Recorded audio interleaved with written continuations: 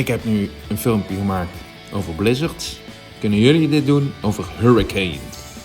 Dus pak de oceaan erbij en laat zien hoe de hurricanes ontstaan en de kust van Amerika teisteren.